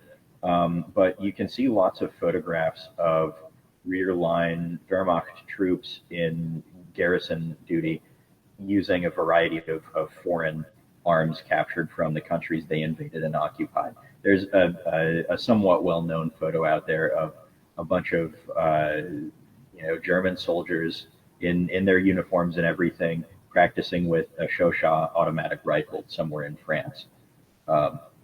So they, of course, while they were fighting the Soviets on the Eastern Front, they captured a lot of Soviet weaponry, including PPSH-41s, and to adapt them to their own use, because they didn't have any 7.62 by 25 ammunition in their own supply system, they would have had to convert them to 9mm to use their own ammunition. The way you would do that is you would need a new barrel. You would be able to use the same bolt, actually, because they have the same case head dimensions. They're descended from the same parent cartridge. And you would need a new magazine. So because the 9mm round is a little bit shorter in overall length, you would need a shorter magazine just so that the rounds don't nose down and jam in the magazine. And you would really want to adapt the magazine well in some way, probably weld some kind of a block in the front of it with an extended feed ramp, so that the magazine will be able to lock in and the rounds will be able to feed properly. So I'm going to say they most likely converted them to feed from MT40 magazines because that's what they had. But as for the designation that they used, I don't know. It would have been, they had this complicated designation system for renaming captured foreign weapons in their own service. And I don't know how it works. You just don't have that memorized.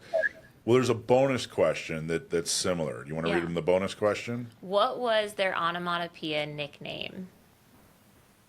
I don't know. This is the second question in not too long to have something to do with onomatopoeia nicknames for weapons. Yeah. I don't know what that says about infantrymen, and I don't care to speculate. But the PPSH had a pretty rapid rate of fire, somewhere in the neighborhood of 1,100 to 1,200 rounds per minute, at least according to common sources. So I don't know, like dirt or something. I mean, yeah.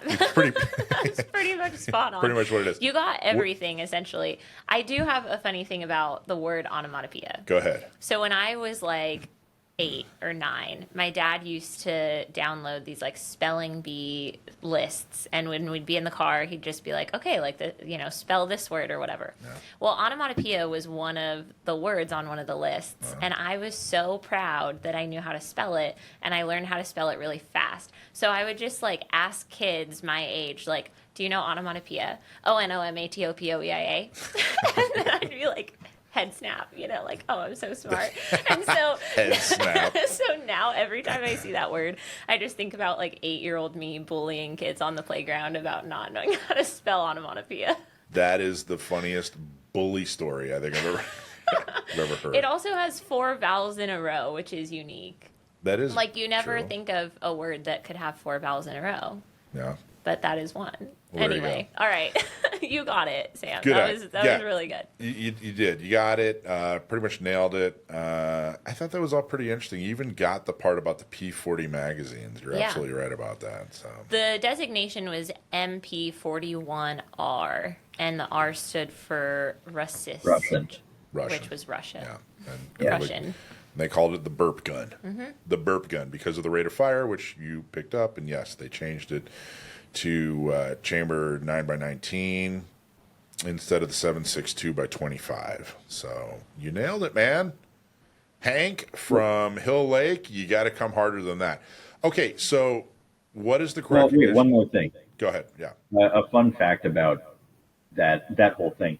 I don't have a written source I can point to for this, but reputedly, it is said that when German soldiers when German soldiers reported back in surveys or whatever about their experiences at the front, they complained that the MP40 had a smaller magazine capacity than the PPSH-41 and the PPD-40 they were facing up against, and that it had a much slower rate of fire.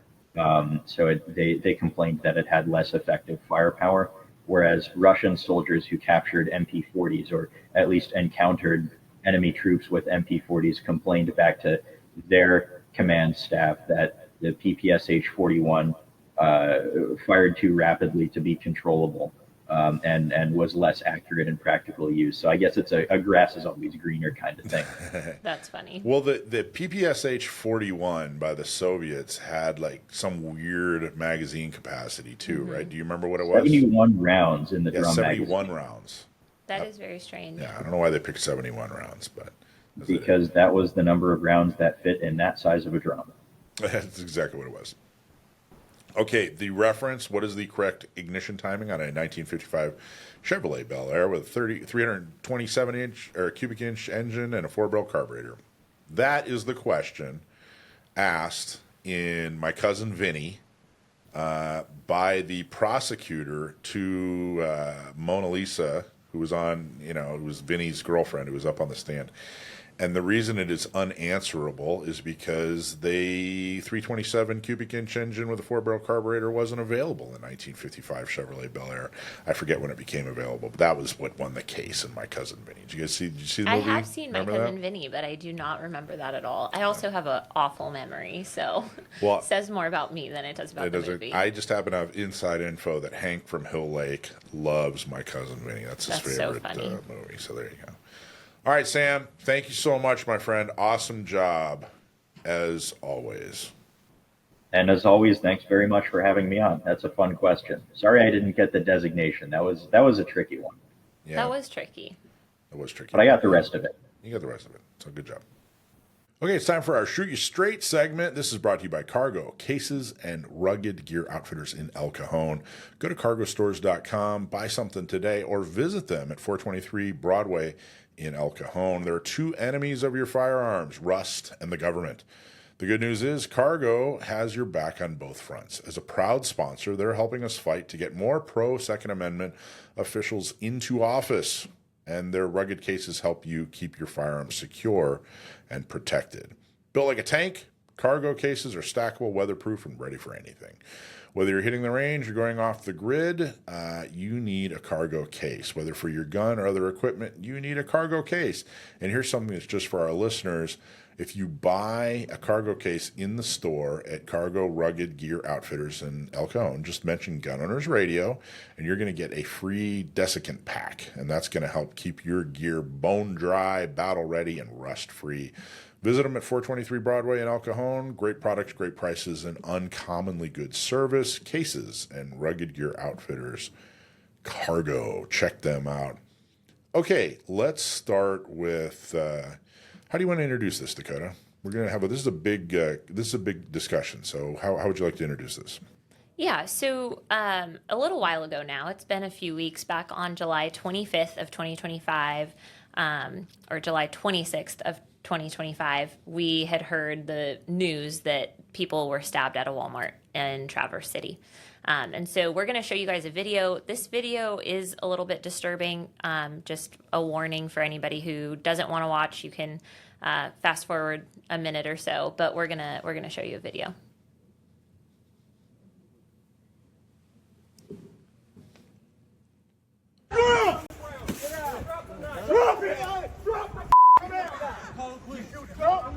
Throw the knife that way!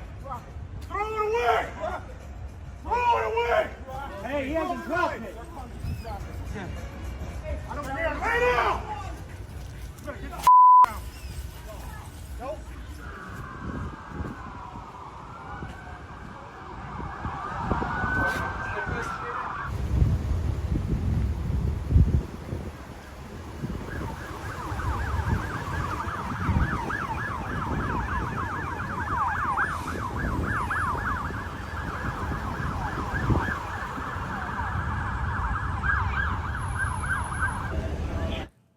Wow. Okay, so what did we see there? What happened? So there's a lot of stuff going on in that video, but one of the things we see is that police response was pretty quick. Mm-hmm. We see all the sheriff's vehicles. Police response was very fast, but police weren't there when the stabbing started, and police didn't stop the stabbing. An armed citizen, yet again, another armed citizen to the rescue, saved people's lives, probably in this case. So we're going to talk a little bit about the timeline of events, what happened, and then we'll kind of talk about some lessons learned and things that I think could be beneficial for everybody listening. So on Friday, July 25th, a judge in Emmett County issued a court order for the suspect. So this guy's name is Brad Gilley. And the court order was to take him into custody and hospitalize him due to concerns that he was a danger to himself and others. Law enforcement actively searched for him and couldn't find him. He didn't have a valid address on file or anything like that. And so the search was the whole day before the stabbing occurred. So the very next day, after they've looked for him, can't find him, Gilley enters that Walmart near Traverse City at about 4:10 p.m. At 4:10, he enters the store, and at 4:43, he is still just lingering inside the Walmart. He has not started doing anything bad at that point. At 4:43, Gilley began stabbing shoppers with a roughly 3.5-inch folding knife. Jeez. He started in the checkout area, continued through the vestibule, and later outside in the parking lot as well, for a total of 11 people injured. 6 men and 5 women. The age range is between 29 and 84. There was one person in their 20s, 2 people in their 30s, 1 person in their 40s and 50s, but we had 3 people in their 80s. As we kind of got up in age, we saw more victims. So 2 in their 60s, 1 in their 70s, 3 in their 80s. And some of the eyewitnesses were sharing in their, interviews after the fact and to their cameras, they were saying things like, oh, he was just stabbing anyone nearby. Mm-hmm. And so what I think we can learn from just this right off the bat is that those folks who couldn't get away fast enough were fairly defenseless in this situation. Mm-hmm. The people who saw what was happening, recognized it, and instantly took action to move themselves to a different location ended up faring much better. I think a lot of times our brain wants to tell us that things are fine or that we're misseeing what's happening right in front of us. So people were hearing screaming, they were maybe seeing blood on the ground, and our brain doesn't want to tell us, yeah, you could die in the next moment. That's a terrifying thing for your brain to tell you. And so a lot of folks were saying things like, oh, this couldn't be happening. There was a gentleman kind of being interviewed after the fact, and he said, we were all looking at each other in disbelief, like, is this real life? And that just tells you that precious seconds were being wasted where these folks are looking at each other trying to figure out what's going on. So one lesson to learn here is, as soon as you feel like you're in danger, take action. Start doing something. A lot of people fled. That's a great option here. If you don't have a weapon, leaving the scene, getting out of knife reach, great option. But also the tool may not look like what you expect it to look like. This was a little pocket knife, a 3.5-inch folding knife. Yep. This is not something that's illegal pretty much anywhere. You could get one of these at like the gas station. Yeah. This is not a huge knife at all, and it still did significant damage. There were people who were in critical condition from this stabbing. Luckily, within a minute, a nearby sheriff's deputy arrived on the scene of the first 911 call. So within a minute of the 911 call happening, somebody was there. Which is fast. That's just luck. But not fast enough. It's fast, but it's not fast enough for sure. And it's also just lucky. He just happened to be a minute away from Walmart. Well, in backing up, you were talking about, a person's mind processing what's going on. So I got to tell you, I think that's my biggest fear. My biggest fear is not being able to process what's going on and preventing me from taking action. Like, not right. Like, gosh, is this what I think it is? Is this really? That's my biggest fear. And I think that can be summed up with mindset. For sure. And I think when people go through class, when I've gone through classes, I can honestly say I didn't take the lecture on mindset as seriously as maybe I should have, or and should in the future. It didn't quite make sense to me at first. I'm talking, when I first started taking classes over a decade ago. Yeah. But that's what is meant by mindset. So if you're just sitting in a class waiting, I can't wait to get to the shooting part, this mindset thing is crucial. It really is. Anyone that's been in any kind of emergency situation, had any kind of stress, knows that there's kind of this, what do I do next? Or is this actually happening? Or, relying on, being overtrained is definitely something that I think we all should be made more aware of. I mean, it's just not normal to go to a Walmart and have a mass stabbing. That's not a normal thing. So when your brain sees it, you potentially could freeze up. But fortunately, some folks, rattled themselves out of that and intervened. Yeah, definitely. I think sometimes too, when you have taken classes and you have learned about mindset, you're still not expecting this to happen in front of you. Like, it's a possibility that it's a risk that exists, but you're not expecting to see it unfold in front of you. And I think I want to stress that it's probably going to happen to everybody that you have that moment of doubt or moment of confusion. What's important is taking the next step as fast as you can. So yeah, your brain might be like, what's happening? Let me look around, get some more information, but then let's start making good choices right away. Even if you're the only one running, run. It doesn't matter if you look silly. It could save your life. Or if you're the only person who's going away from the noise and everybody else is like, oh, what's that? Let me get a little closer. Don't follow the crowd just because it's what they're doing. Sometimes it takes one person being brave and doing the hard thing. I'm not going to advocate for unarmed people getting involved in an armed fight. That's a very personal decision. If you believe that, you want to get involved and potentially save lives and you're willing to put your own life on the line for that, more power to you. I think that's heroic. I think we had multiple heroes in this story.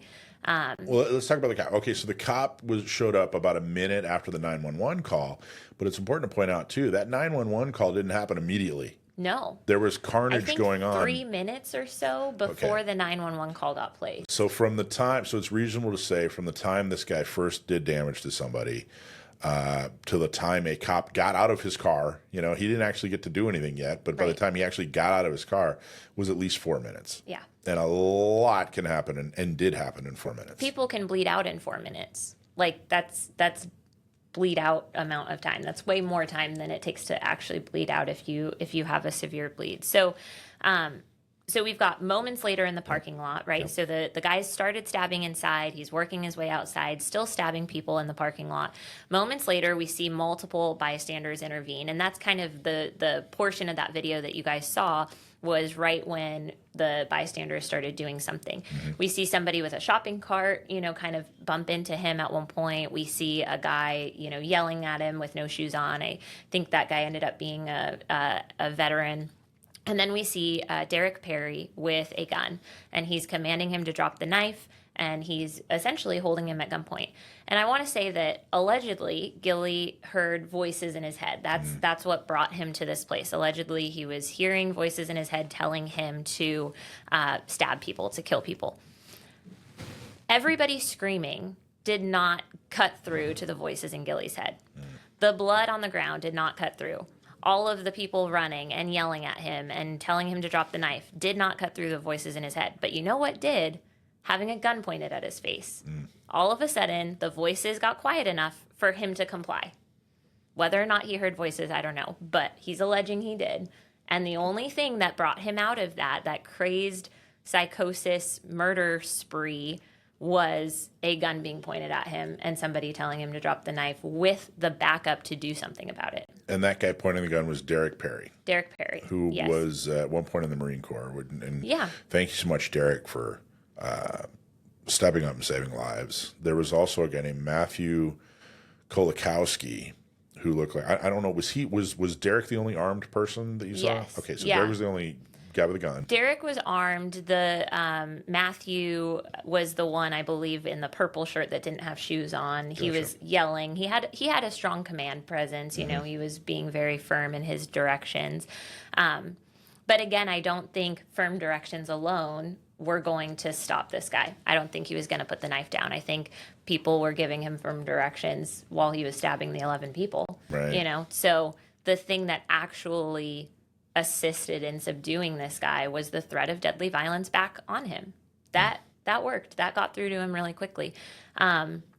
Thankfully, the injuries were fairly minor. You know, there were some folks who were pretty injured, but so far we haven't had any deaths from this. They said everybody was expected to survive.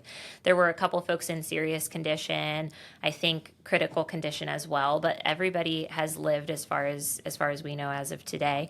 And there were 11 individuals total hospitalized from this incident.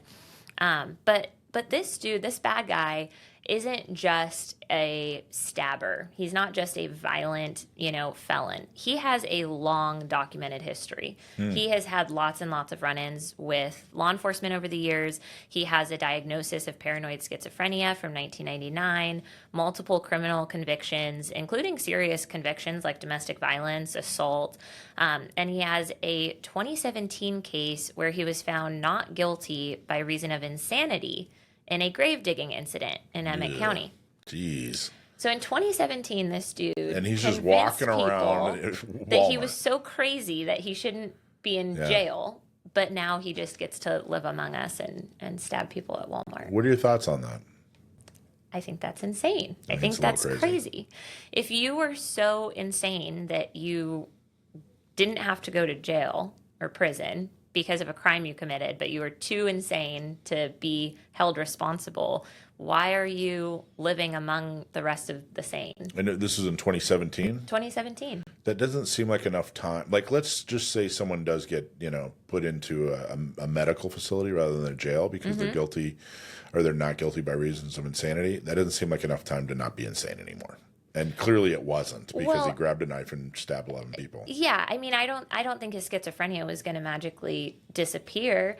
Maybe they had, medications. Maybe he was more sane for certain periods of his life. I know his mom spoke to some reporters and was sharing that he's had a long history of being medicated, but when he stops taking his medications, things get scary. So, the day before the attack, they did issue that court order, and that court order was for him to be hospitalized because they thought he was a danger to himself and others. So, law enforcement was trying to, or the justice system was trying to get him back into custody, but because they couldn't find him, they couldn't get him. They didn't detain him, and I don't know if I don't know how hard they looked for him. I know that the Emmett County Sheriff's Department, I believe, is who looked for him, and they said they spent a good portion of the day trying to find him. I think they had some different homeless encampments that they were looking in and things like that, trying to locate this guy. Well, let's talk about this. I mean, did you hear about this story because it was all over CNN and MSNBC and everybody was talking about what a great solution it is when people get to exercise their Second Amendment? Is that how you came across this story? No. So I came across. What are your thoughts on that? What are your thoughts on, first off, how did you come across the story, and then what are your thoughts on the fact that this almost got no coverage, no traction? I get alerts from an app, and I'm not sponsored by this app or anything like that. It's just called Citizen. I don't pay for the extra money to get more information. I just have the free version. Mm-hmm. I like it because it gives you updates for like your local area, but it'll also tell you just important news from anywhere. And so I get alerts from the app whenever something serious happens, like a mass shooting or mass casualty event. So that's how I first came to hear about it, was an alert on my phone saying there was a stabbing. I looked at the location. It wasn't San Diego, so I just closed the notification. A little while later, I'm on my phone and I see an article about a bunch of people getting stabbed at a Walmart. I read the whole article. There was no mention in the original article that there was any civilian response at all. There was no mention of a good guy with a gun. At this point, I didn't know that existed. I didn't know that was part of this story. Right. All I knew was that a crazy guy stabbed 11 people. A bunch of people were in the hospital. The police response was really quick. That's all I knew.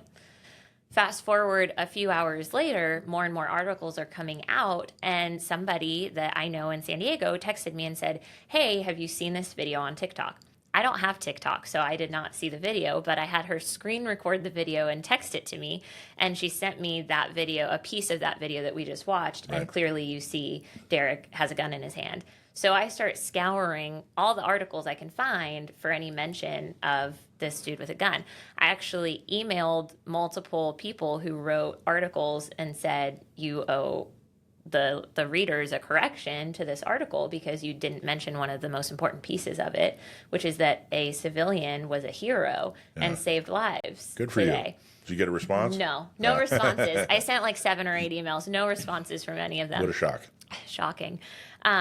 And I don't think emails are the answer. I don't think that's going to solve anything. But I hope the writer, I hope you felt bad. I hope you read my email and you were like, dang, I'm a bad person for intentionally skipping that part. But yeah, I think it's such a shame that the media refuses to cover the good piece of Second Amendment culture and what the Second Amendment allows normal everyday people to do. It saves lives. It does. And I'm sure there's a lot of things going on that cause that, but two of the things that come to mind are, one, there are, stop the press, but there are, media that are anti-gun. They're advancing a narrative. And then I think equally as big a problem is media is so sensationalized, and if nothing happened, what do you mean 11 people lived? That's not going to get clicks, Right. So they don't cover it. They aren't creative enough and motivated enough to show the angle that, hey, look, we have found a solution, for when people go off the deep end 100%. And are armed with a 3-inch knife, and that angle they don't feel gets enough clicks, mm-hmm. They don't, or ironically enough, oddly enough, they feel that is the narrative. That's the political part where it's like, no. What you're pushing, this gun control or whatever, when you sensationalize, a murder and, say that it's the 278th mass shooting and, this year or whatever, which, none of that's true. When you sensationalize, that's the narrative. Right. They're not staying away from a narrative by saying, hey, look, it looks like we found, a solution or something that works when it comes to keeping people safe and keeping the society safe and keeping a neighborhood safe, looks like this is actually really effective. That's not the narrative.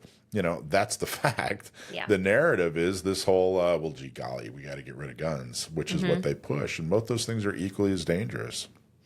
Yeah, one of the articles that I had read was focusing on the guy with the shopping cart. A guy with a shopping cart hit him. That's great. Yeah. That dude also is heroic. That was a heroic action that you were unarmed and you were willing to put your life in danger for random strangers at Walmart. Heroic. Yeah. But why was that being talked about and not the gun?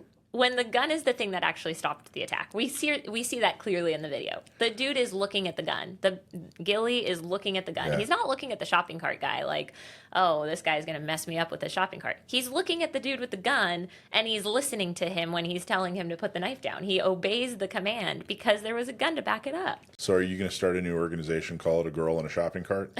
And start encouraging people to carry shopping carts everywhere? No, of course not. What else about this story? Anything else that you want to talk about as far as knives or this story or what happened or the media coverage? I think sometimes we think about how, like, for example, in California, we've got rules about what kind of knives you can carry. Anybody with bad intentions can use anything to take life. Somebody who cares enough could use a, laptop charger and choke somebody to death. Like, death is all around if somebody's motivated enough to find it. So no matter what tools we, restrict, no matter what knives and guns and options that we are taking away from people, if they want to kill people bad enough, they will find a way to kill people. And I think, sometimes we think about things like pocket knives as, oh, that's just a little knife. Like, no, that can still take life. I mean, luckily in this case, he wasn't a great attacker and he didn't get a bunch of lives taken, but he tried, and he maybe could have tried harder, in a way that would have actually resulted in death. But we see something like a pocket knife and we think like, oh, this is kind of a little story. This doesn't really have any relevance. It's not a big attack. This could happen anywhere to anyone, no matter what the laws are. There you go. And we have gun-free zones. We have places where we can't carry here in California particularly. And these things are happening in California. I mean, this story wasn't in California, but there are stories where people are getting attacked in gun-free zones. The government's not protecting you. The facility that you're in that is gun-free isn't protecting you. They don't have armed security following you around, making sure nobody attacks you with a pocket knife. So we have to take our own lives and our own, personal responsibility into our own hands and make sure that we are making choices that are safest for us and that we're doing what we can to protect ourselves and our families, because nobody else is going to do it. There you go. Get a gun, get training, get a permit, carry everywhere you possibly can. We've said it before, say it again. If you take nothing else away from this show, that's the message. And that's the message we encourage you to spread to other people. Get a gun, get training, get a permit, carry everywhere you can go. So thank you, Dakota. Awesome. Yeah. Appreciate it. No problem. Okay, that's our show. Thank you so much for watching. Like and subscribe, share. Thank you so much, Alicia. Thank you so much, Dakota. And thank you so much, Rich, for being a part of the show. But mainly, thank you, listener. Again, share our show. Make sure that we're not a secret. Make sure that everybody you know is watching our show. At the Pew Pew Crew, we're all about entertaining you, educating you, and making gun ownership straightforward so that you can protect what matters most. Join our YouTube membership today and get exclusive content, insider perks, and access to all our member-only posts, both past and present. By signing up, you're helping us grow the channel and keep the fight for your Second Amendment strong, because you're part of the crew now. So be a member of the Pew Pew Crew. Join up. We have yet another perk alert. Pew Pew Crew members get $100 off the training with Massad Ayoob. So Massad Ayoob's coming into town in September, and if you're a member of the Pew Pew Crew, then you get $100 off, which is pretty amazing. Those perks are really starting to stack up. So hit the join button, and you can find the discount code in the members section. So be a member of the Pew Pew Crew. Help us grow, help us expand, and help us fight for your Second Amendment rights. Thanks for watching. Check out gunownersradio.com. See you next week. All righty.